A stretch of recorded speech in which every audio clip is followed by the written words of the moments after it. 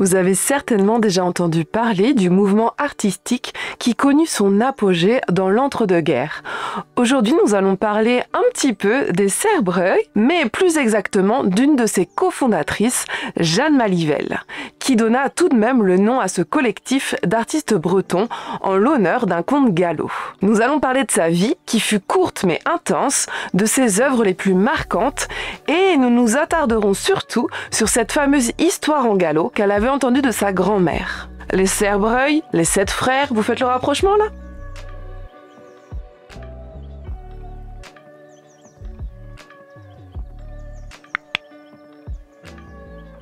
Et c'est à Loudéac ou à Loudia qu'on se rend aujourd'hui. Je prononcerai quelques phrases du conte en gallo, car je suis en train d'apprendre le gallo avec la méthode Chemine de Gallo. Ceux qui me suivent sur Instagram le savent déjà, je fais une leçon par jour jusqu'à atteindre la 32e leçon qui est une évaluation.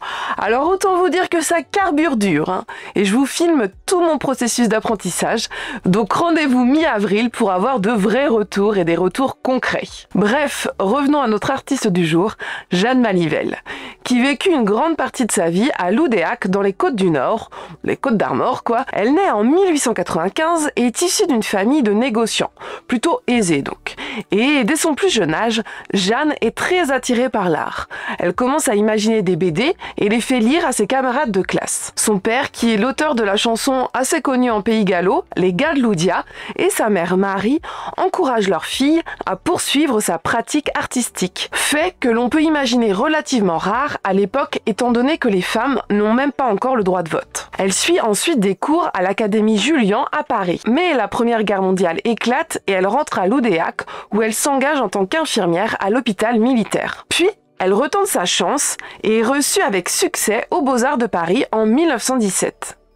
Et un peu plus tard, elle enseignera même à ceux de Rennes. À cette même période, elle commence également à suivre des cours de langue et de littérature celtique au Collège de France à Paris, et à apprendre le breton. Elle se lie d'amitié et commence à fréquenter 2 personnes avec qui elle associera son art à tout jamais, le graveur et le sculpteur René-Yves Creston et le sculpteur Georges Robin. En 1919, elle adhère au mouvement régionaliste breton, une vannière Iwanchis Vreir, dont l'organe de presse est le journal Breratau. En 1923, elle cofonde le mouvement Sœurs Breuil avec René-Yves Creston, Suzanne Candré et Georges Robin.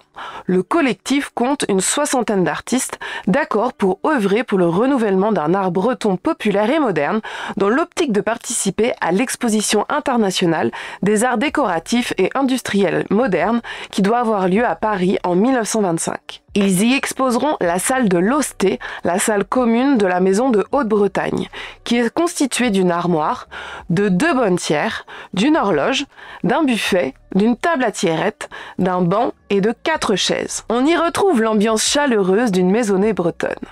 Pour leur création, les Sœurs Breuil obtiendront une médaille d'or ainsi que les félicitations du jury. Et si vous souhaitez voir cette fameuse salle de l'Hosté, elle est visible au musée départemental breton à Quimper. Vous l'aurez certainement déjà compris, mais Jeanne est touche à tout.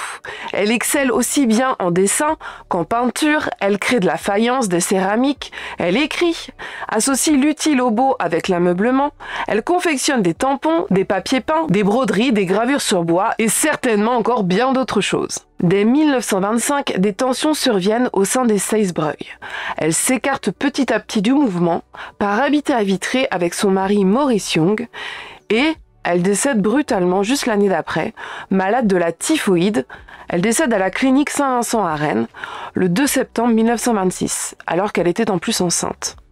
Elle avait 31 ans et est enterrée à Loudéac. Parmi les travaux majeurs de Jeanne, on peut trouver ses nombreuses gravures sur bois commandées à l'artiste, comme par exemple ses illustrations des contes et nouvelles, publiées dans le journal Faire à Brère en 1920.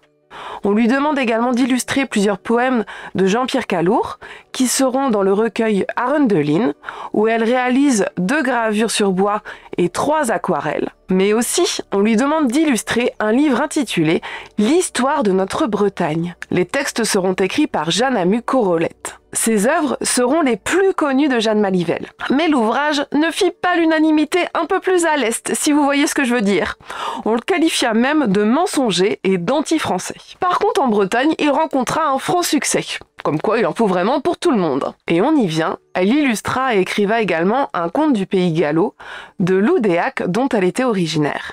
Et c'est celui-ci qui me donna l'envie de créer cette vidéo. Nous allons maintenant parcourir le conte des 7 frères. En 1920, Jeanne retranscrit et arrange ce conte local qu'elle a entendu auprès de sa grand-mère, Joséphine Beaufils, originaire d'Ille-et-Vilaine. Et il est l'un des tout premiers contes écrits et rimés en gallo, qu'elle conçut comme un long poème narratif. Jeanne Malivelle était très attachée à la Haute-Bretagne.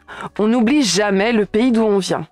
Et d'ailleurs, le fait d'habiter à Vitré à la fin de sa vie fut une sorte d'aboutissement pour elle, un retour aux sources. Ce conte montre clairement l'attachement de l'artiste au pays gallo et à la langue galaise, trop longtemps maltraité, méprisé et dévalorisé. Vous aurez bien sûr remarqué que le conte gallo des 7 frères donna son nom au mouvement des Seisbreur ou encore des Serbreuil en breton. Ainsi, on a la Bretagne au complet avec ses 2 langues et le chiffre 7 n'est en rien laissé au hasard, puisqu'il s'agit d'un clin d'œil aux 7 saints fondateurs de la Bretagne. Lorsque Jeanne Malivelle souhaite publier son conte, elle s'associe avec la librairie Le Goisiou pour l'aboutissement de ce projet, mais sans que jamais il ne soit réalisé de son vivant. En effet, le texte ne sera édité sans ses illustrations qu'en 1977, et ses gravures paraîtront de manière posthume en 1929. On en parle, mais alors de quoi parle ce fameux conte des 7 frères? C'est l'histoire d'une jeune fille nommée Loïsa, qui habite avec ses 7 frères. Évidemment, comme c'est le cas à l'époque, c'est elle qui s'occupe de laver leur linge ou encore de leur faire à manger. Un après-midi, elle rencontre une ancienne, une vieille dame, qui lui offre un petit chien noir, en lui demandant d'en prendre bien soin et de lui donner ce qu'il faut comme nourriture. En rentrant chez elle, elle se demande si elle n'a pas rêvé. Et ses frères ne sont pas très ravis. Ils lui demandent: pourquoi accepter cette faillie bête? Votre raison est-elle partie avec votre tête? Ils lui disent qu'elle devra partager la moitié de sa nourriture avec son chien, si elle ne veut pas apporter une malédiction de plus à la maisonnée. La vie suit son cours, elle partage sa nourriture avec la petite bête. Mais un jour, alors qu'elle flâne avec une amie, celle-ci lui donne un petit bond. Pas entier gros comme la tête d'une épille. Et elle le mange, sans savoir seulement comme il a goût. Si petit qu'il est. Et donc, elle ne partagea pas ce petit morceau avec son chien noir. Mais Jeanne se rend compte de ce qu'elle vient de faire, implore Sainte-Anne et ses défunts parents, elle rentre avec son chien à la maison. Ce dernier éteint le dernier tison caché sous les cendres. Il n'y a plus de feu pour faire cuire la nourriture pour ses frères. Et elle s'empresse alors d'aller chercher un petit peu de braise chez ses plus proches voisins, à l'aide de son sabot. Une femme ouvre la porte et lui dit que si son mari la trouve, elle ne fera pas long feu. Loïsa se cache, mais l'homme la trouve. Sa femme l'implore de ne pas lui faire de mal, contre quoi Loïsa lui propose chaque jour son pouce à sucer. Elle garde cela comme secret, mais un jour, elle raconte tout à ses frères, qui s'empressent évidemment d'aller voir l'homme, le païen, le géant. Ils se battent contre lui et finissent par le faire tomber au fond d'un puits. Leur sœur est donc délivrée. Alors ce conte semble être séparé en deux. Maintenant débute une autre histoire, la suite avec les mêmes personnages. Par une belle journée, Loïsa est étourdie lorsqu'elle voit de beaux poireaux poussés sur la tombe du géant, de l'homme qui venait de mourir. Et ses frères la mettent en garde. Il ne faut surtout pas manger ces poireaux sous peine d'être maudit. Mais un soir, elle n'a presque rien à mettre sur le feu pour ses frères. Elle décide donc d'aller cueillir ces poireaux, sous prétexte que de toute façon, ils n'en sauront rien. Mais aussitôt avalés, les 7 frères se transforment en 7 beaux papillons blancs. Elle prend peur et court à travers la campagne, certainement pour chercher de l'aide. Sans trop savoir où elle va, elle s'enfonce dans la forêt des jours durant, heurtant les chayaux, cheyant au bachot, sans rien voir et sans rien entendre. Elle devient muette, pleure, pense qu'elle va mourir, et alors arrive un chien qui la réconforte et la nourrit. À cette heure, la bonne bête apporte son petit déjeuner, et Loïsa ne sera plus en péril de faiblesse. Le maître du chien se rend compte que son chien ne profite que peu de toute la nourriture qu'il lui donne, et aperçoit Loïsa au creux d'un arbre. Il lui parle et est attendri par cette jeune femme. Il la soigne et la nourrit. Puis il l'amène chez lui et annonce à sa mère qu'il lui a trouvé une nouvelle servante qui s'occupera bien d'elle. Mais la vieille femme se dit tout de suite qu'elle la fera travailler comme 10 valets.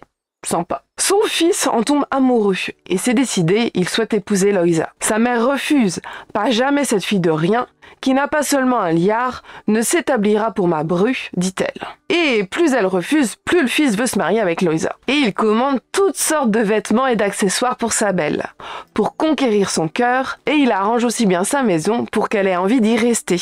Puis enfin, il se rend à Sainte-Anne pour acheter un anneau. Les deux jeunes gens se marient, les noces sont belles, la fête dure 3 jours où le Cid coule à flot et où des sonneurs sont invités à jouer. Mais la mère ne parvient pas à se réjouir de ce mariage et garde une mauvaise idée derrière la tête. Elle amasse des rondins pour y faire brûler sa bru.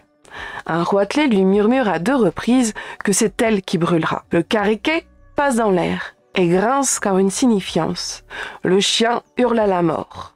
Et la poule a le chant du coq. Les vaches à l'étable se délettent. Du même coup, perdent leur lait. Elle demande qu'on fasse appeler sa belle-fille avant que le malheur n'arrive. Sa belle-mère prépare un feu pour y faire périr sa belle-fille. Mais son pauvre corps n'a pas seulement bité la roche brûlante que 7 petites colombes blanches, sur le rebord d'une croisée, chantent en langage d'homme. « Parlez, parlez, ma sœur ! Il est 7 ans passés, et il s'agit bien de ses 7 frères, des 7 frères de Loïsa. » De désespoir et de honte, la vieille femme se jette dans les braises, puis Loïsa et Péronique ont 7 fils, nommés à leur baptême du nom des 7 parrains. Samson, Malo, Briec, Tudual, Paul, Corentin et Paterne. Des noms des 7 saints fondateurs de la Bretagne. Voilà, j'espère que cette petite vidéo sur le conte Gallo des 7 frères vous aura plu. On se retrouve bientôt pour une prochaine vidéo. N'hésitez pas à vous abonner si ce n'est pas encore fait et à activer la cloche des notifications. Vu que je sors des vidéos un peu n'importe quand dans la semaine, au moins vous serez notifiés lorsque j'en sortirai une nouvelle. Des mignons et à la prochaine!